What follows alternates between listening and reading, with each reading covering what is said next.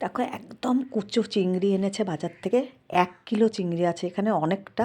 তো এত তো করবো না, ভালো করে অনেকবার ভালো করে কিন্তু ধুয়ে পরিষ্কার করতে হবে।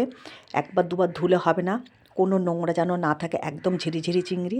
তার মধ্যে পেঁয়াজ কুচি দিয়েছি, কাঁচা লঙ্কা দিয়েছি, আদা আর রসুন বাটা দিয়েছি, নুন দিলাম পরিমাণ মতন, হলুদ দিলাম পরিমাণ মতন, কাঁচা লঙ্কা এই যে কুচিয়ে দিয়েছি।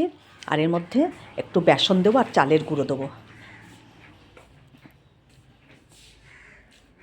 চালের গুঁড়ো, বেসন দিয়ে দিলাম। এবার ভালো করে বেশ একটু চটকে চটকে মাখবো, এমনভাবে মাখবো যেন সব কিছু ভালো মতন মিশে যায়। আর আমি কিন্তু দেখো মাখার সময় জল দিচ্ছে না, একটুও জল দিইনি। এরকম আস্তে আস্তে এটাকে মাখতে হবে খুব ভালো করে, কেননা চিংড়ির গাতে এমনিতেই জল আছে, পেঁয়াজের গায়ে জল আছে। কড়াই বসিয়ে নিচ্ছে, মাখা কিন্তু আমার কমপ্লিট। কড়াই বসিয়ে নিয়েছি, বেশ খানিকটা একটু বেশি করে কিন্তু তেল দিতে হবে কড়াইয়ের মধ্যে।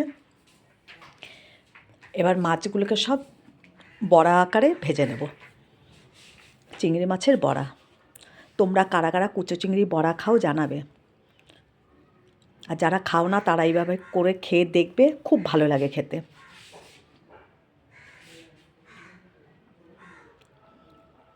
দেখো এক পিঠ ভাজা হয়ে গেছে, এবার ওই পিঠটাকে উল্টিয়ে দিচ্ছি। আর বড়াগুলো দিয়ে আমি কিন্তু থালা দিয়ে ঢেকে দিয়েছিলাম, তাহলে বড়াটা খুব ভালোভাবে ভাজা হয়ে যায়। এই যে দেখো উল্টিয়ে দিয়েছি।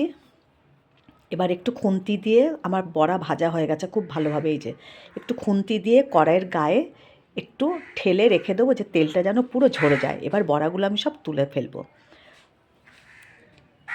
যারা খাও না তারাও এইভাবে করে খেয়ে দেখবে, খুব ভালো লাগে। গরম গরম ভাতে, ডালের সঙ্গে খুব ভালো লাগে খেতে। দেখো চিংড়ির বড়া কিন্তু আমার একদম রেডি হয়ে গেছে।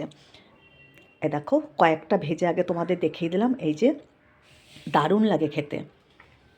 আর পেঁয়াজ দিয়ে করলে কিন্তু বেশি ভালো লাগে, পেঁয়াজ দিয়েই খেতে হয় এগুলো।